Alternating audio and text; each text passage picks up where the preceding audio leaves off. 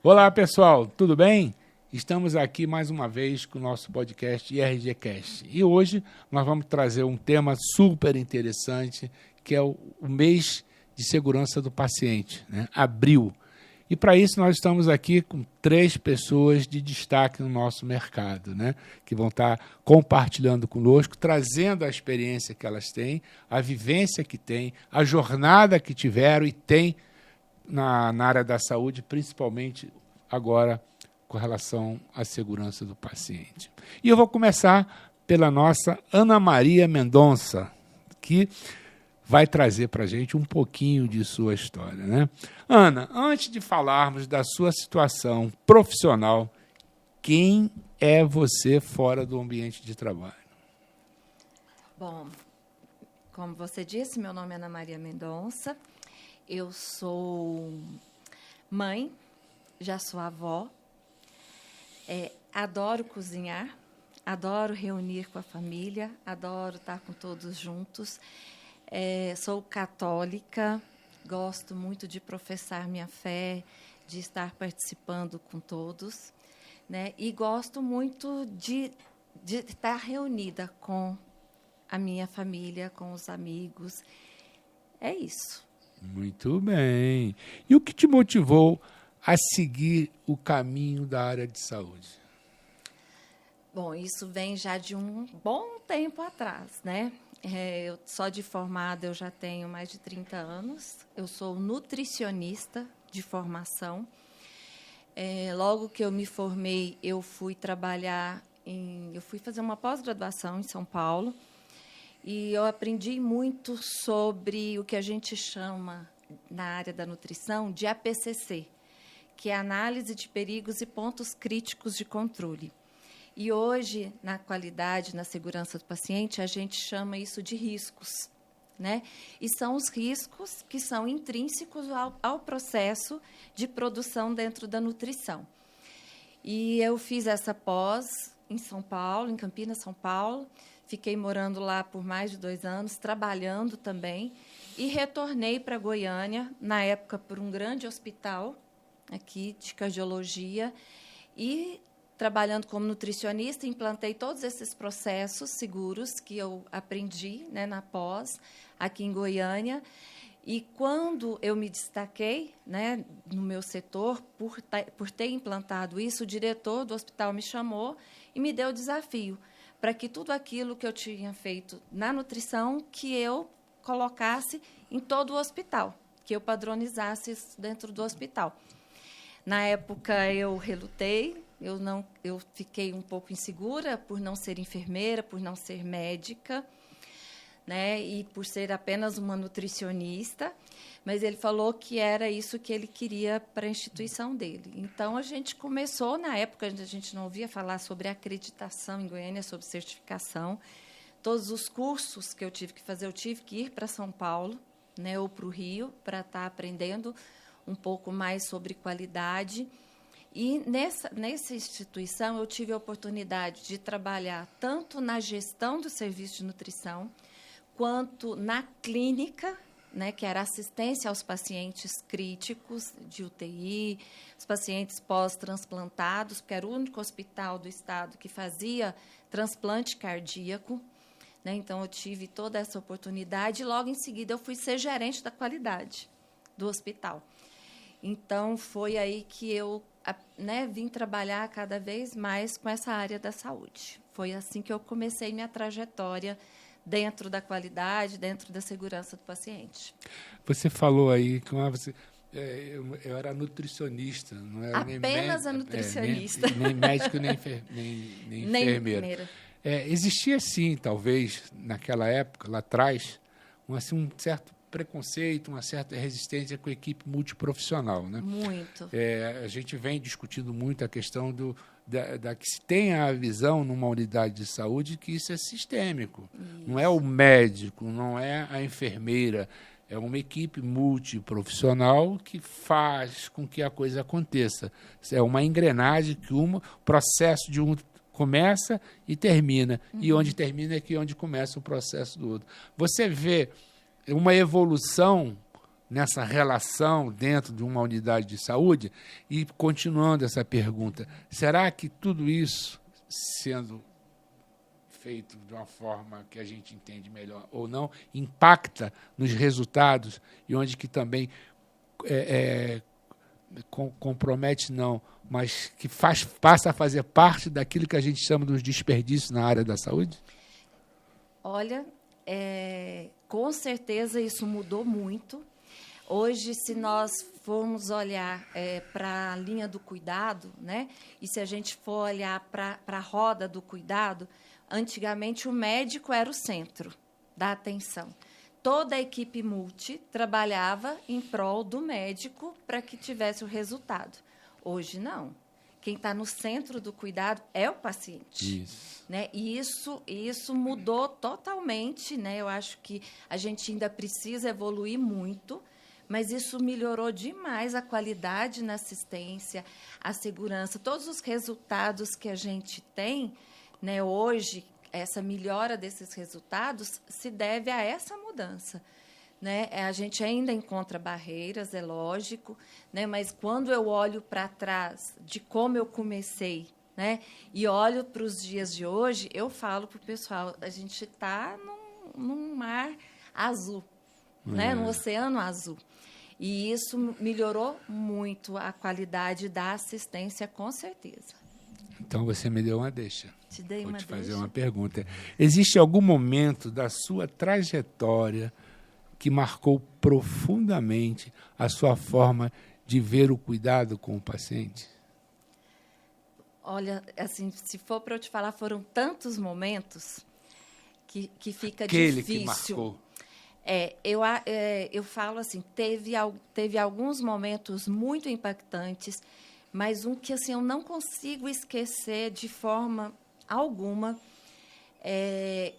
a questão do cuidado centrado. Eu tive a oportunidade de trabalhar com uma médica que é ainda, né, porque ela, graças a Deus, é viva, está atuando e muito bem, uma gastroenterologista. E a gente cuidava muito dos pacientes hepatopatas, principalmente com encefalopatia hepática. E ela já tinha muito a atenção para o cuidado centrado do paciente e de cuidados paliativos até. A gente não tinha esse nome na época, mas a gente já trabalhava isso juntas, né, nesse hospital. E 2 casos que me marcaram muito. Um era um paciente com encefalopatia hepática e um belo de um dia ele falou para ela, né, doutora, ele estava usando uma dieta que a gente chama de hepatodiet. Se alguém tiver a oportunidade um dia de experimentar, experimente. Não tem gosto de nada. Porque esse paciente ele não podia com sal, com gordura, né? Então, assim, ela dá um gosto residual muito desagradável, né, no paladar. E aí ele virou para ela e falou assim, doutora, o meu sonho hoje era comer uma feijoada. Eu queria tanto poder comer uma feijoada. Aí, ele falando isso comigo, né? Aí eu liguei para ela, né? Lógico, falei, doutora, ele hoje pediu uma feijoada, o que você acha? Ela falou assim, pode levar o que ele quiser. Falei, mas hoje eu não tenho feijoada no hospital. Ele falou, não, o dia que você tiver, você combina com ele, você leva. E eu não esqueço da expressão no olhar daquele paciente que já estava em fase terminal e das filhas, de ver a alegria desse paciente. Sabe, assim, um simples momento, né? Lógico que a gente fez uma feijoada mais leve para ele, mas ele teve a oportunidade de receber o feijãozinho preto, de comer aquela carninha de porco. E aí a gente começa a pensar, né? Até que ponto que eu que decido a vida do paciente, né? Eu decido as escolhas. Como que o paciente deve e pode se envolver no cuidado dele? A escolha é dele, né? E a gente, às vezes, fica buscando alternativas, sendo que, às vezes, ele não quer. E um outro caso também foi de um paciente que estava na UTI e também estava já afastado da família e tudo, e ele não tinha mais prognóstico positivo, né? E a família queria estar com ele. E aí a gente conversou com a médica, ela também autorizou a alta desse paciente para o quarto, para a família ficar junto. E ele ficou ainda de 2 a 3 dias no quarto, né, esperando os filhos chegarem para despedir dele. E aí, um dia que todo mundo já tinha chegado e tudo, e a família falou assim, nossa, será que, né, até quando a gente vai ver ele nessa condição e tudo? Eu falei, vocês querem que ele volte para a UTI? Não, de jeito nenhum, a gente não quer que ele volte para a UTI. Aí eu virei para eles e falei, então, entrega ele, fala para ele que está tudo bem, que ele já cumpriu a missão dele. Deixa ele, né, descansar. E aí eu saí do quarto, quando eu cheguei na cozinha, ele tinha partido. Né? Então, assim, são histórias da jornada, né? São histórias da jornada. Então, assim, tem várias, mas essas duas, assim, eu sempre conto, né? Mas, assim, essas duas foram, acho que talvez as duas que mais me marcaram, porque a gente teve uma convivência com a família muito grande, né? Então, assim, eram casos já terminais e foram desfechos que a gente sempre fala. Na saúde, a gente, às vezes, não tem o desfecho que a gente espera, que é a melhora, a alta melhorada. Uhum. Mas foi um desfecho tranquilo, né? Foi um desfecho. Depois eu vou contar, família. der tempo aqui, volta a esse tema, eu vou contar uma experiência que eu tive com relação a essa questão da partida, a experiência de vivenciar o momento de Michele Silveira. Seja muito bem-vinda aqui no nosso podcast. Eu queria de uma forma bem, porque você tem um currículo enorme, né, mas de uma forma bem resumida, falar um pouco da sua história, né, profissional, da sua história pessoal, enfim, contar um pouquinho para que as pessoas que assistem o nosso podcast, né, conheçam um pouco mais de você. Antes de eu lhe fazer perguntas provocativas. Obrigada. Eu sou Michele Silveira, sou enfermeira de formação e hoje eu estou como diretora de eventos na Sobrasp, que é a Sociedade Brasileira de Qualidade e Segurança do Paciente. Também estou como mestranda de atenção à saúde pela PUC. Participo aí como avaliadora ONA, participo também como avaliadora da rede Unimed, faço algumas avaliações. Estou como consultora pelo Ministério da Saúde do projeto do PROAD SUS, Boas Práticas, e algumas outras coisas aí. Coordeno um curso de MBA de Gestão da Qualidade e Segurança do Paciente.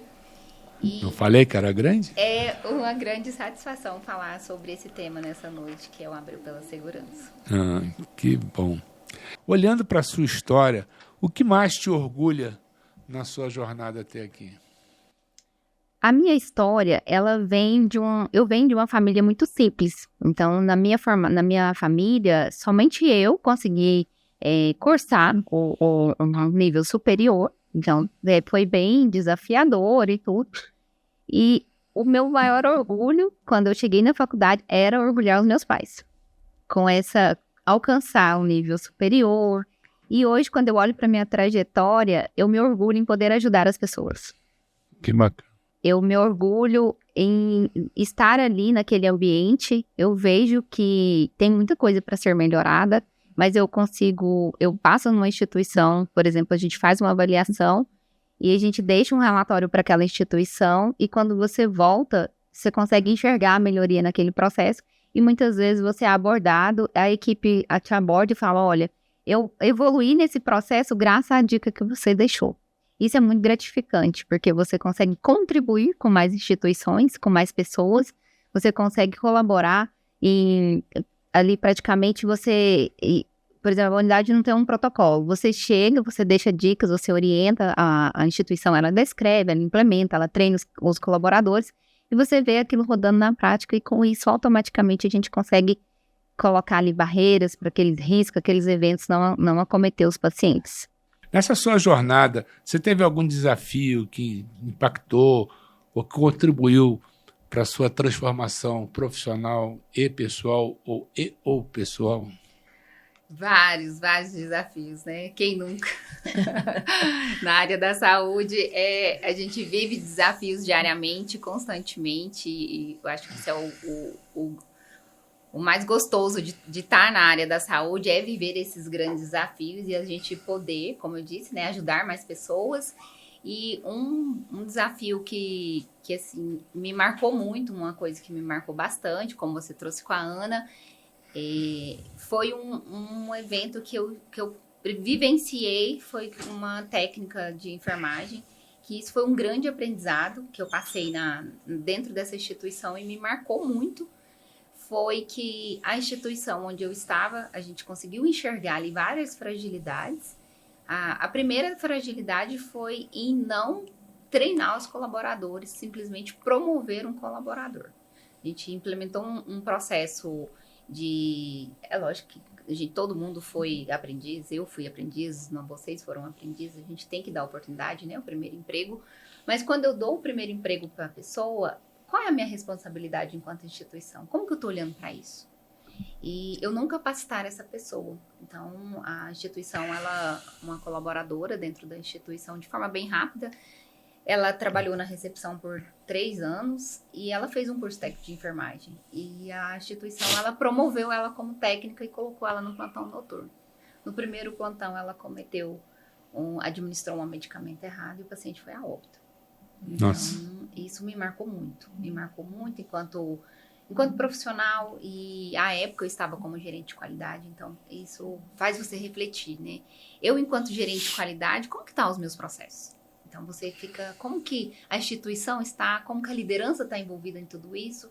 E não é só a ponta está executando, mas se a liderança não estiver ali envolvida, esse processo ele não vai ser fortalecido. Não tenho dúvida disso. E isso nos marcou muito, então foi um momento que a gente parou e revisou os nossos processos para não deixar acontecer de novo.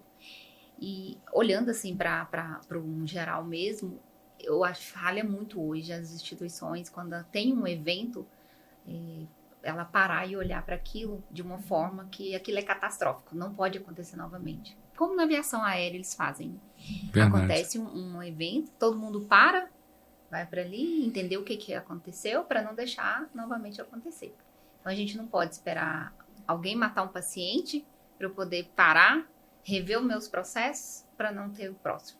Eu tenho que fazer isso de forma prevenida, não deixar acontecer, criar barreiras para que isso não chegue até o paciente. Tudo bem. Mais uma provocação. Quando você pensa em cuidar, o que isso realmente significa para você? Cuidar é um ato de amor. E eu digo isso porque hoje eu tenho meu pai ele é um paciente ele é um paciente com sequela de AVC. Então meu pai teve um AVC tem 2 anos e 4 meses, inclusive hoje ele está na UTI.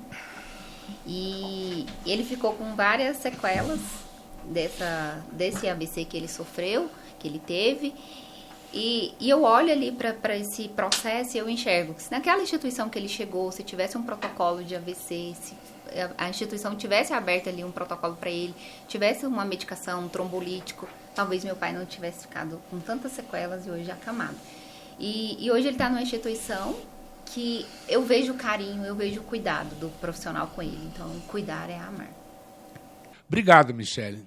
Estamos aqui também com o Josinei, né, fazendo parte dessa equipe, falar um pouco sobre a questão da segurança do paciente, né? Esse mês que a gente chama a atenção, mas eu entendo que não é o mês, deveria ser todos os dias, né? Acho que é um processo evolutivo a gente ter cada vez mais o cuidado com o paciente. Então, Josinei, fala um pouco da sua história. Muito obrigada, né, pela oportunidade de estarmos discutindo assuntos tão relevantes nesse Abril pela Segurança do Paciente. De formação eu sou enfermeira, mas eu iniciei minha jornada na área de saúde, acho que já na minha adolescência, quando eu cuidava de outras pessoas com carinho, gostava de aplicar injeção, tinha um olhar diferente para o cuidado de quem estava doente em casa mesmo, né, com resfriado, com alguma situação. E eu sou natural do Rio Grande do Sul, eu moro aqui em Goiás já há 20 anos, minha família toda é de lá.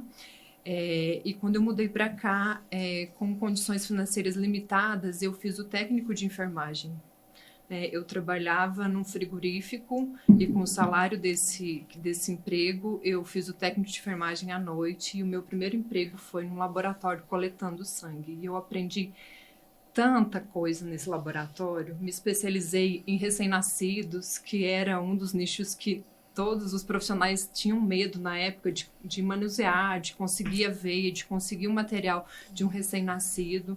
Assumi técnico de enfermagem de um hospital geral, depois eu evoluí para graduação de enfermagem e, a partir de então, eu prestei assistência, né, em clínica médica, em obstetrícia, depois assumi coordenação de UTI, e de UTI eu fui para o processo de qualidade, né, porque eu já olhava os processos de uma forma diferente, não aceitando, querendo trazer a melhoria dentro dos fluxos, né, dentro das dificuldades que se tinham. E aí, como qualidade, já são 10 anos, né? Hoje, atuando aí como gerente de qualidade de uma instituição de reabilitação e readaptação, que é referência no estado. E essa jornada, ela é cheia de aprendizados e de orgulho também, de gratidão, né? Por cada aprendizado, por cada trajetória que a gente vem construindo e que vem contribuindo com o setor saúde. Muito bem. Josenei, conta pra gente o que te move todos os dias a continuar nessa área.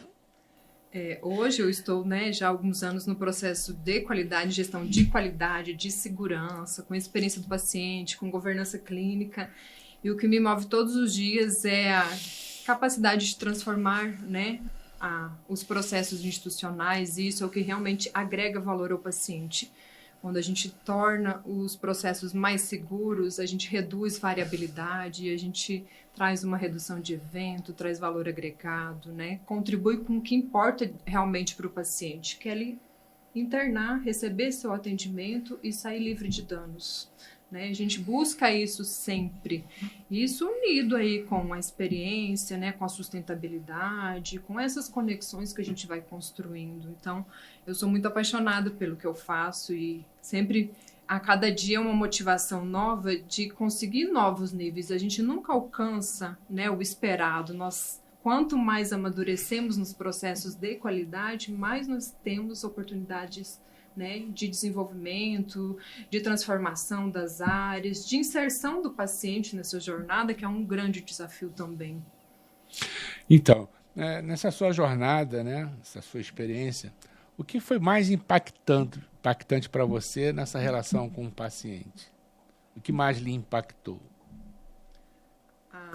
Pensando em caso específico, a gente, assim como as colegas, acho que a gente teria muitos a contar, mas a vida, né, o nascimento e a morte são o que nos deixam mais marcas, né? A terminalidade, a gente como profissional de saúde conseguir fazer com que esse processo de terminalidade ele seja natural e que ele seja realmente humanizado e que as vontades dos pacientes sejam respeitados, né? O que importa para ele de fato. Então, tenho alguns casos em relação a isso, mas eu queria deixar aqui registrado um de nascimento, né, de uma mãe de alto risco, que passou por um processo de pré-parto muito difícil e com muita preocupação, né, com muita ansiedade, através da mediação e do acompanhamento da equipe de enfermagem e médica na sala de parto, trouxe, né, um direcionamento adequado para ela conseguir manter o equilíbrio e fazer com que o parto fosse da forma mais natural possível, porque tinha risco de fazer um procedimento cesáreo, né?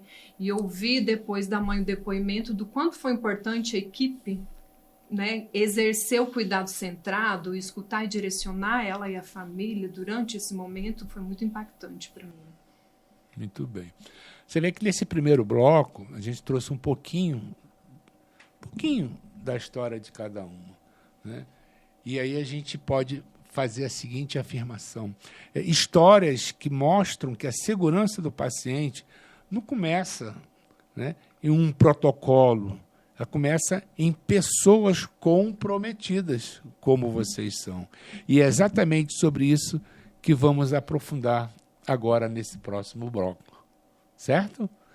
Então, gente, tivemos a oportunidade de conhecer um pouquinho de vocês nesse primeiro bate-papo, né, individual. Agora vamos trazer aqui à mesa o que a gente se propõe a estar falando sobre a questão do mês de abril, a segurança do paciente. Eu acho que foi muito importante a abordagem, que é como eu falei, A segurança do paciente, ela está muito além de que as pessoas pensam. Isso é importantíssimo.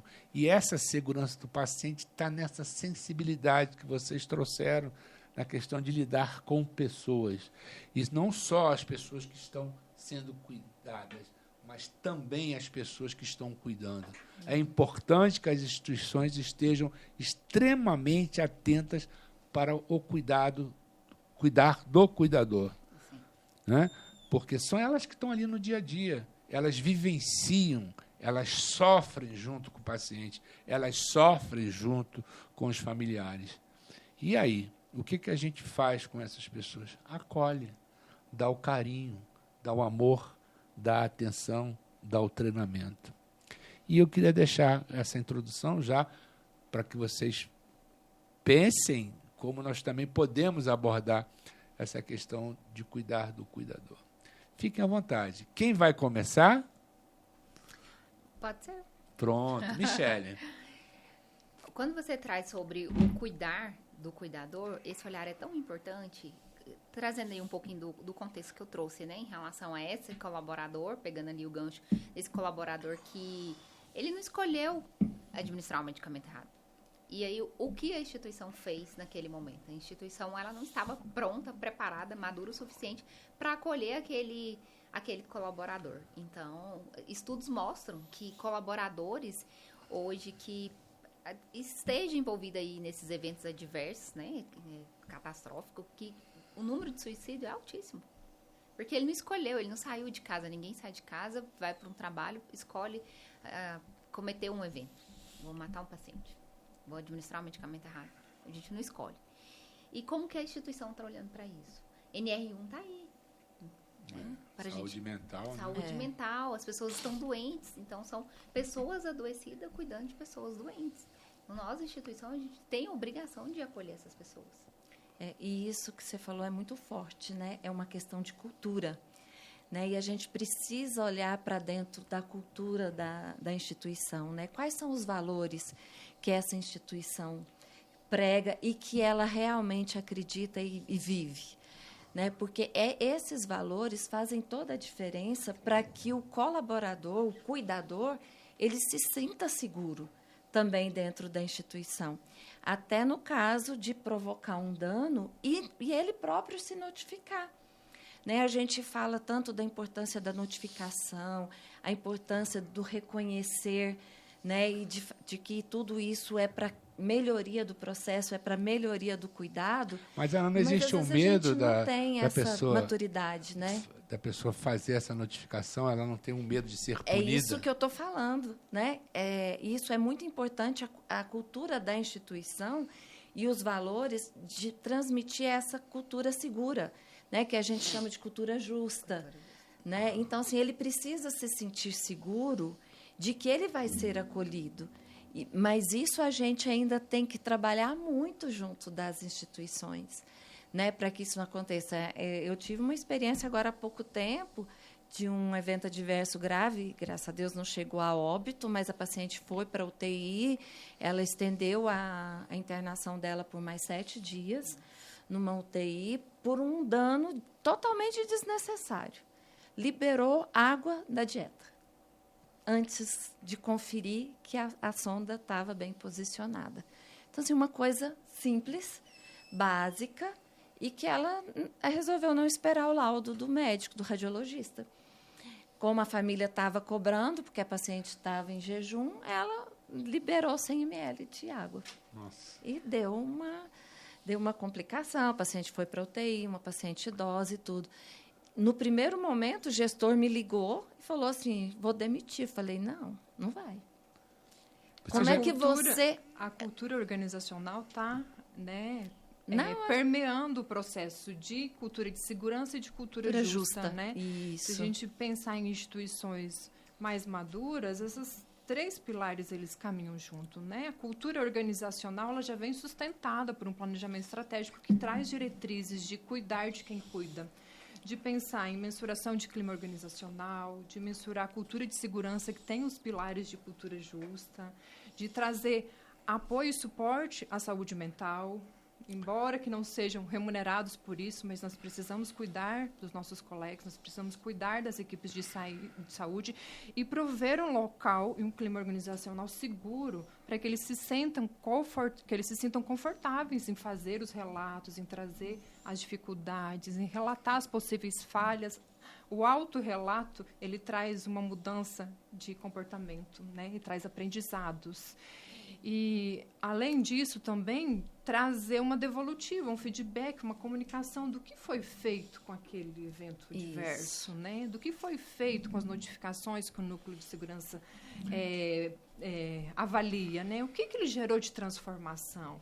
Porque, a partir do momento que o colaborador, o profissional, ele faz a notificação, que ele faz o relato verbal, que ele procura a sua instância, né, mais próxima aí da liderança, e ele não tem uma devolutiva, isso também instiga ele a não fazer novamente, porque eu estou relatando e nada está acontecendo. Isso. Então, são pilares que precisam andar junto e fazer coerência, né? E aí eu costumo sempre reforçar de que a liderança traz um fator principal na mudança dessa cultura, né? Porque quando ela atua corretamente, quando ela tem cultura justa e cultura de segurança nos seus princípios, ela lidera pelo exemplo. Né? E isso faz muita diferença e transforma as culturas. Total diferença. Você me remeteu agora, eu tenho dentro de um dos trabalhos que eu faço sobre desenvolvimento de líderes, eu tenho uma ferramenta chamada Eu Líder. Né? E lá, falando sobre cultura organizacional, você me lembrou aqui de um slide que eu trago, uma discussão, que é o iceberg. Já outras pessoas podem ter discutido isso, mas a gente tem várias discussões em cima dessa imagem, e esse iceberg, onde que você tem em cima da linha, do nível do mar, você tem a missão, visão, valores, definição, né, organograma, tem tudo aquilo ali muito bem desenhado, muito bem discutido. Mas é a ponta do iceberg. Agora, lá embaixo, na base, muita coisa acontece. E a importância da liderança, de manter esse ambiente que você citou, é muito importante. Então, o que ele... Eu sempre falo que ele tem que fazer. Ele tem que mergulhar no mar e procurar identificar o que está acontecendo ali.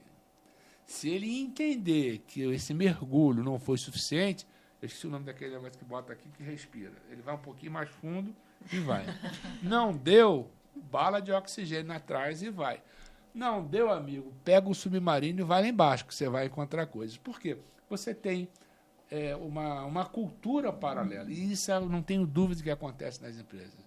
Você tem uma gestão paralela, você tem liderança paralela, que se você não tiver alinhado com o que está acontecendo aquilo, destrói uma organização. Então, você tem que entender esse ambiente e tentar levá-los todos para essa superfície e nivelar.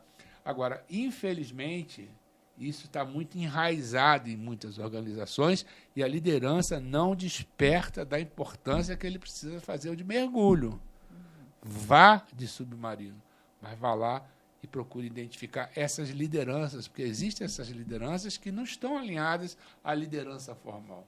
Como é que vocês veem isso? O que eu estou falando é pertinente? Isso vem comprometendo os resultados da organização? Sim? Ou é uma coisa que eu estou viajando já há alguns anos? Com certeza, né? Esse é um cenário real, né? A gente tem instituições mais maduras e outras nem tanto, né? E que essas lideranças paralelas, elas existem, mas elas existem porque elas são permitidas, né? É preciso mudar a forma de conduzir. E pensando em organizações de alta confiabilidade, né, a gente precisa caminhar para isso, né, caminhar para a evolução de maturidade das instituições mais uniformes. Né? Nós temos grandes nichos que são mais desenvolvidos, outros que ainda estão com prontuário de papel, que ainda têm dificuldade de cumprimento das metas de segurança. E metas de segurança não precisa de ter grandes investimentos, é fazer o básico bem feito, né, se comprometer com isso. E aí, pensando em cultura de segurança, né, a equipe operacional ela precisa ser ouvida, precisa dar voz ativa, né, e de que cada risco sinalizado importa. E isso vai levar a instituição a ser uma organização de alta confiabilidade, onde a gente considera, não é só mais uma notificação, né? Acredito que as colegas também têm inúmeros exemplos de direcionarmos enquanto núcleo de segurança, uma notificação para a área, mas é só uma, não faz sentido, não vou tratar. E onde há fumaça, há fogo. Né? Justamente. Então, é a ponta do iceberg, né? Eu tenho inúmeros exemplos de que provocando, apoiando e insistindo que a investigação fosse realizada, né? Aquele líder deu um feedback de que você estava certa, né? Eu descobri tantas coisas indo para a operação, ouvindo, entrevistando outras pessoas, tentando entender se aquele era um processo que estava acontecendo no paralelo de fato. E ter esse olhar e esse cuidado é que vai transformar as realidades, né? Que vai evoluir no processo de qualidade de segurança. E isso vai muito além do protocolo, né? Eu falo assim, o pessoal fala assim, mas são 6 metas, a gente é obrigado, né? Eu não tenho, por exemplo, cirurgia. Como é que eu vou fazer o protocolo de cirurgia segura? E aí eu comento, né? Tem lateralidade, né? Eu não tenho cirurgia, mas eu faço lateralidade. Então, e o que eu estou fazendo para garantir que a assistência seja feita de forma segura? E as 6 metas, né, que a OMS determinou para a gente, é o básico. É o básico mesmo, né? É o simples ali. A gente vai muito além disso quando a gente vai falar de segurança. E aí a gente fala em segurança do paciente, segurança do cuidador, segurança de quem tá ali só circulando. Né? É segurança no total da instituição mesmo. Né? Então, eu preciso estar olhando para tudo isso. Uhum. Michele, pode falar. Só contribuindo com as colegas, isso que elas trouxeram é tão pertinente e a gente enxerga muito que não adianta eu só ter protocolos desenhados. Eu posso ter protocolos, às vezes você chega na instituição para fazer uma avaliação, ela tem aquele melhor software de gestão, com todos os protocolos ali dentro, mas fica parecendo que é uma biblioteca virtual. As pessoas não conseguem acessar aquele protocolo, é uma dificuldade de login, de senha. E aí, aquele protocolo ele foi desenhado só para constar que eu tenho dentro da instituição ou realmente ele é na prática? Então, não adianta só ter protocolo se ele não é aplicado. E quando a gente fala aí dos protocolos de segurança do paciente, que são as 6 metas, realmente é o básico bem feito. Eu não preciso ter o melhor software, eu não preciso ter a melhor tecnologia dentro da minha instituição. Às vezes, com uma folha A4, eu consigo identificar um beira-leito, colocar o nome do paciente, número de prontuário, data de nascimento, eu posso ter 2 Micheles internadas no mesmo quarto, eu posso separar elas para evitar que aconteça um erro de medicação ali, uma troca da minha medicação. Então, eu enxergo que não adianta eu ter protocolos só desenhados, eles precisam estar na prática, eles precisam ser aplicados. Engraçado, né? Vocês falam, vai me remetendo a tanta coisa, mas eu vou fazer um comentário que tem a ver com a sua história também. Mas antes disso, depois dos meus 66 anos, eu vivi a primeira experiência de paciente como paciente. E como avaliador, Ana. Meu Deus do céu. Eu não vou entrar em muito detalhe aqui não, mas, sabe, você vê que muita coisa, quer dizer, não foge do que eu sempre falo. Tripé, pessoas, processo, tecnologia. Se você tiver bons processos, não tiver as pessoas para a execução desse processo, não anda. Você tem bons processos, tem boas pessoas, não tem a tecnologia apropriada, não anda. Então, o que você vê muito por aí, e eu acredito que vocês têm mais experiência no sentido de estar tendo a oportunidade de estar visitando várias unidades de saúde, é que encontrar o equilíbrio desses três tripé, dessas três variáveis, né? É difícil. Eu acho que são poucas unidades que fazem isso. Como é que você vê isso que eu estou falando, esta afirmação? Essa afirmação sua ela é muito pertinente e realista. Quando a gente sai do centrão, como os colegas trouxeram, grandes instituições, ela está um pouco mais amadurecida, ela tem processos, ela consegue enxergar ali desde a segurança do paciente, a segurança da instituição, segurança do colaborador. Mas quando você sai do centro, a Ana aí também tem bastante vivência em relação a fazer essas avaliações aí. É muito triste, Renato, de verdade. Você chegar dentro de uma instituição e a instituição ela tem tudo ali para ser uma instituição que promove pelo menos o mínimo, que é a segurança do paciente. E você vê ali dentro um exemplo básico, a farmácia. Você chega dentro das instituições, quando a gente sai ali do centro, que você chega na instituição, a gente ainda enxerga ali a satélite, a farmácia, dentro do posto de enfermagem, a medicação disponível para qualquer um ter acesso, não tem controle, não tem gestão de acesso, qualquer um entra dentro da instituição, qualquer um tem acesso àquelas medicações. O carrinho de medicação, o carrinho de parada, ele não está lacrado. Então, assim, são coisas que não tem conferência. Então, você vê qual é a segurança que eu estou dando para aquele paciente dentro daquela instituição. Ele entra dentro daquela instituição, ele coloca a vida dele nas nossas mãos. Exato. E aí, como que eu estou devolvendo ele para a sociedade? Eu estou devolvendo ele melhor ou pior do que ele entrou? É um desafio. Né? E eu falo assim, não vai muito longe só fora do centro, não. No centro, algumas pequenas instituições, a gente ainda encontra essa realidade. Né? E é um desafio, porque aí é uma mudança de cultura no todo. Foi bom você citar isso, que eu vou trazer você para a coisa que eu comentei. Eu, quando cheguei em Goiás, em 2012, que eu comecei a vir para cá, eu fui para um hospital que o paciente, eu já falei isso em alguns momentos, eu sempre repito, porque eu acho que isso é uma coisa marcante. O paciente profissional de saúde estava mais seguro fora do hospital do que dentro. E desenvolvemos um projeto, que a Ana teve uma participação incrível, que foi em um ano sair daquela situação para certificação ONA 1. E aí eu digo, sabe, que tem jeito. Você sabe por quê? Essa mudança, ela teve uma provocação muito grande. Eu acho que também houve o papel da liderança de bater firme. Todo mundo falava assim, não me interessa a instituição ou certificação ONA. Isso é secundário. O que a gente precisa é entender, é atuar no processo para melhorar os resultados, melhorar a segurança do paciente.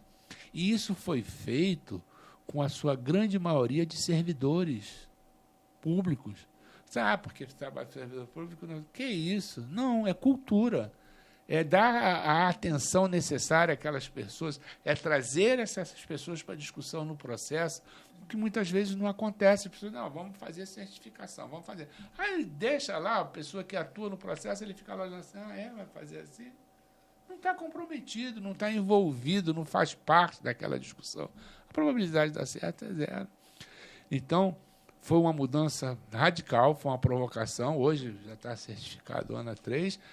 Eu ainda tenho as minhas observações com relação às certificações. Eu acho que tem algumas coisas que precisam ser revistas, né? Mas, enfim, é o que tem. Desde que você tenha a certificação, ótimo, você já evoluiu bastante. E a gente conseguiu isso com esse trabalho de envolvimento e comprometimento das pessoas. Te pergunto, o que você acha disso? Renato, nesse sentido, eu acho que, de fato, né, tanto as metas de segurança quanto os processos de acreditação, eles só vão ser efetivos e alcançar o resultado que a gente espera quando os profissionais entenderem o porquê, quando eles fizerem parte da implementação. Tá bom, mas como é que faz para eles entenderem?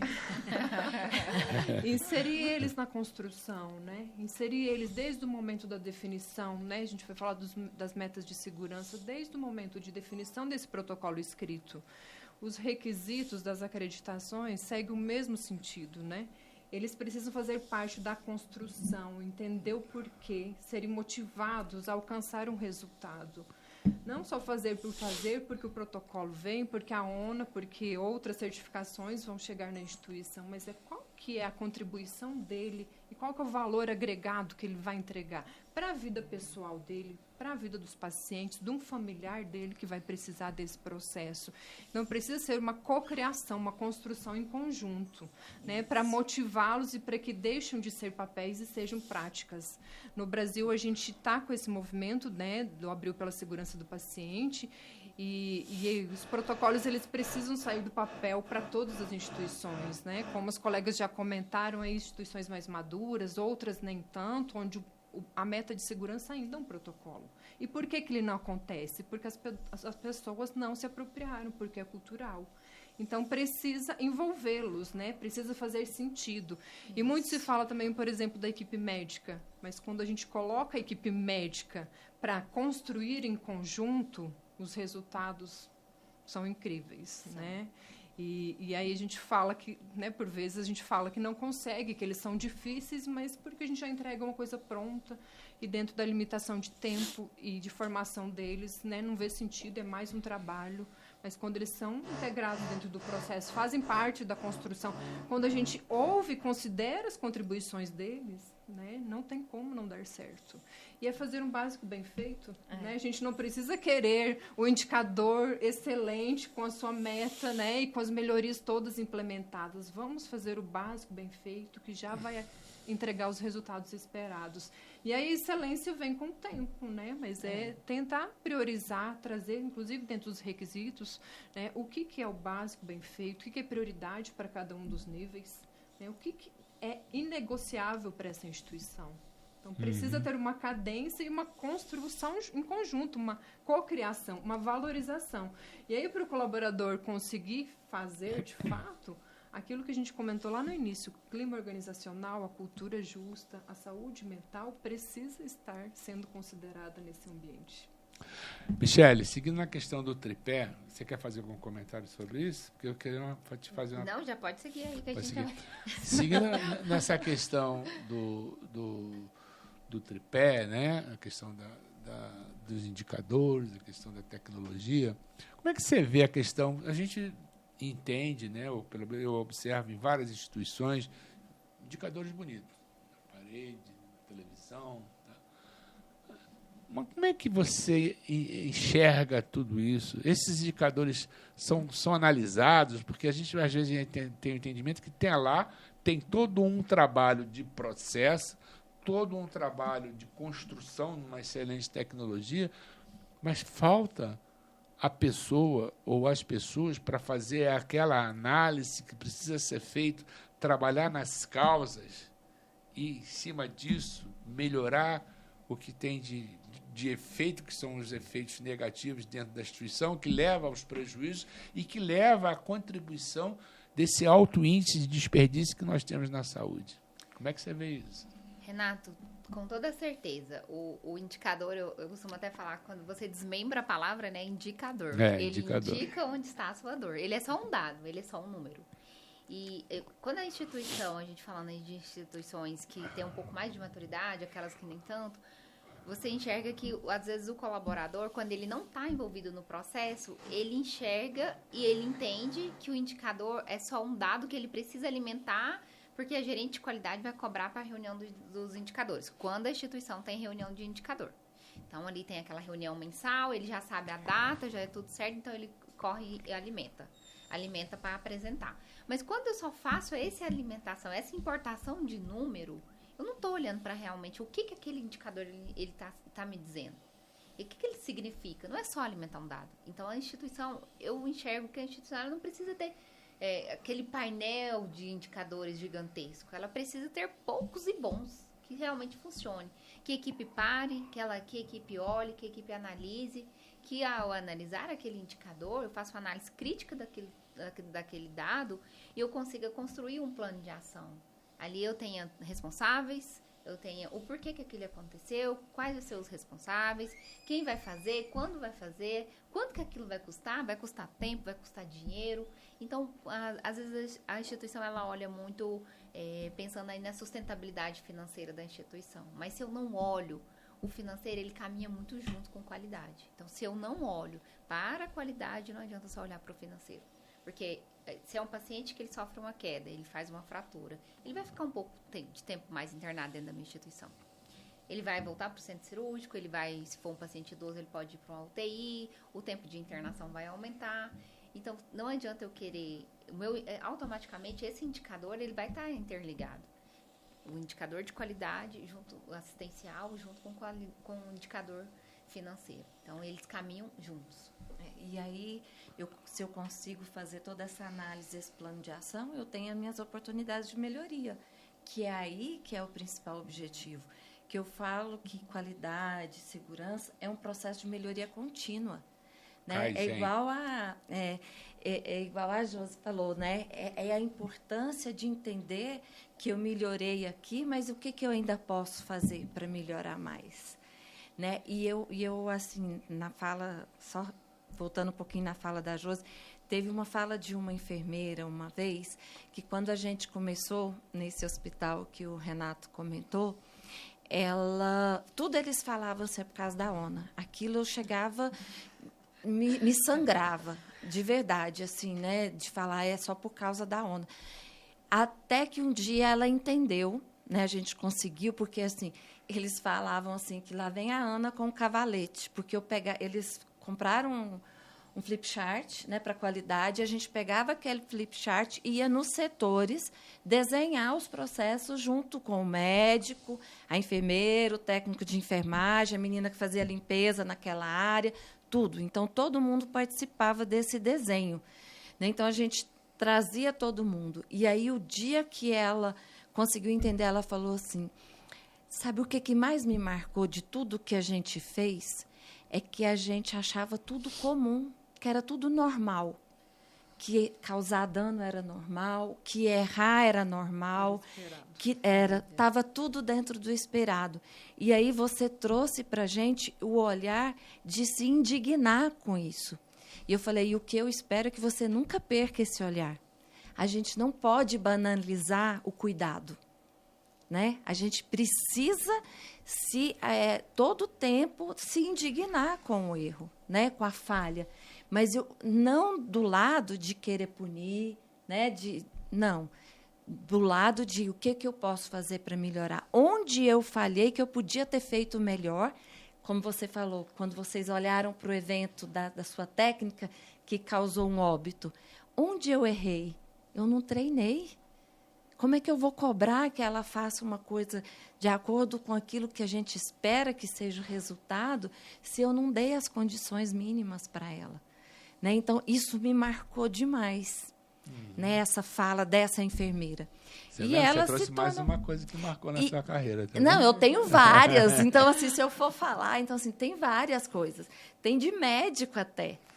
Né, de que chegaram para mim e falaram, olha, o dia que você falou, deu vontade de ir lá e te bater.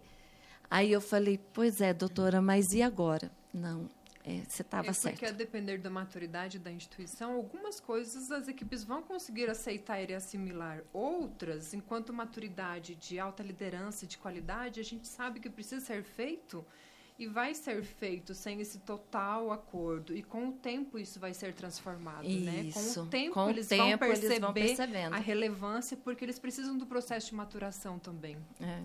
Pessoal, olha só, né?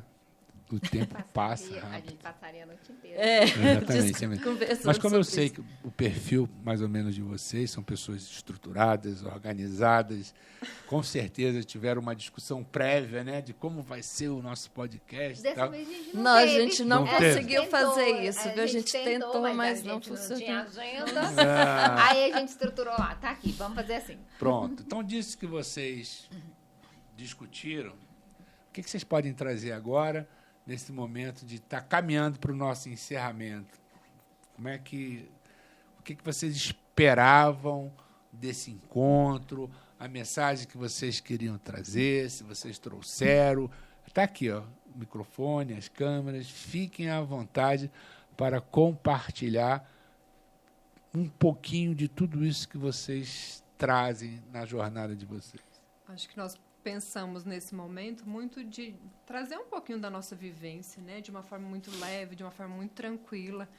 E como mensagem aí para esse momento é de que cada decisão importa, né, que todos os dias nós escolhemos e tomamos decisões, e que essas decisões elas importam no dia a dia, elas reduzem riscos e elas trazem a segurança do paciente. E que, de fato, fazer o básico bem feito, trazer um olhar de maturação, de entendimento, de acolhimento para as instituições que precisam ser desenvolvidas faz parte do processo. Então, cada decisão e cada iniciativa em prol da segurança do paciente vai importar e vai transformar as realidades.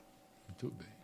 O Abril pela Segurança, ele é só mais um mês. Ele é um mês onde ele traz essa reflexão para todos os colaboradores aí parar e olhar um pouquinho para esses processos. Porém, qualidade de segurança, ela está todos os dias. A qualidade de segurança fica a mensagem que a gente deixa aqui. A gente trouxe de uma forma muito leve, mas fica a mensagem que qualidade de segurança não é responsabilidade só da pessoa que está sentada na qualidade, não é da gerente de qualidade, do analista. Qualidade de segurança é responsabilidade de todos, desde a alta gestão até quem está lá na recepção.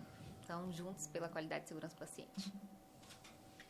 E só para concluir um pouco, né, do que as meninas disseram, o recado que eu tenho é, para você, profissional de saúde, todo cuidado, tudo que você puder fazer em prol da qualidade da segurança do paciente, vale a pena. Às vezes é difícil, às vezes os desafios são muito grandes, mas é muito gostoso, o resultado é muito bom, ver, né, tudo que a gente tenta fazer para a melhoria de tudo isso é muito importante. E para você, paciente, né, você também faz parte desse cuidado, você também precisa se envolver no seu cuidado, de cobrar isso, né, das instituições. Então, a gente comenta às vezes, né, o simples lavar as mãos. Verifica se o profissional que está cuidando de você está lavando as mãos antes do seu cuidado. Né? Então, são coisas básicas e que fazem muita diferença no final do seu tratamento. Então, para todos nós, todos os profissionais de saúde, paciente, o acompanhante, você é responsável pela segurança do nosso paciente. É muito bom.